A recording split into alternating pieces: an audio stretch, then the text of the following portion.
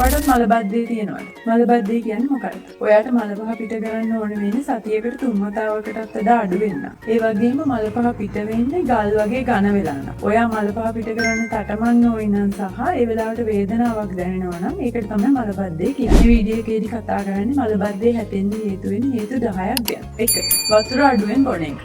මල පහ අපේ ආහාර මාර්ගයේ මහාන්ත්‍රය කියන කොටසෙන් යනකොට මල පහ වල තියෙන වතුර ආය අපේ ඇඟට උරා ගන්න. ඔයාගේ බර අනුව දවසකට අවශ්‍ය තරම් වතුර ඔයා බොන්නේ නැතිකොට මල පහ මහාන්ත්‍රය කොටසෙන් යනකොට ඒකෙන් තවදුරටත් ජලය උරාගෙන ගොඩක් වේලික් ස්වභාවයකට පත් වෙනවා. එතකොට පහසුවෙන් පිට වෙන්නේ නැහැ. අංක 2 තන්තුමය ආහාර අඩුවෙන් ගන්න.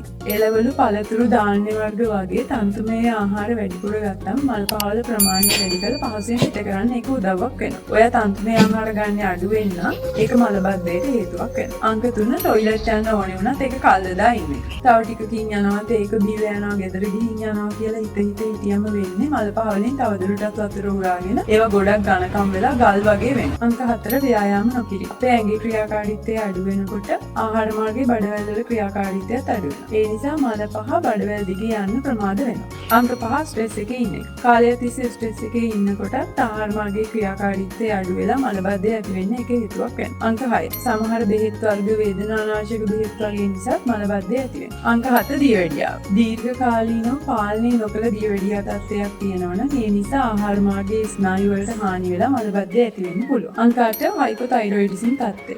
මේ නිසා මලබද්ධය ඇති වෙන්න පුළුවන්. අංක 9 ප්‍රෙග්නන්ට් කාලේදී වෙන හෝමෝනල් චේන්ජස් නිසා මලබද්ධය ඇති වෙනවා. අංක 10 මේක තමයි භයානකම තත්ත්වය.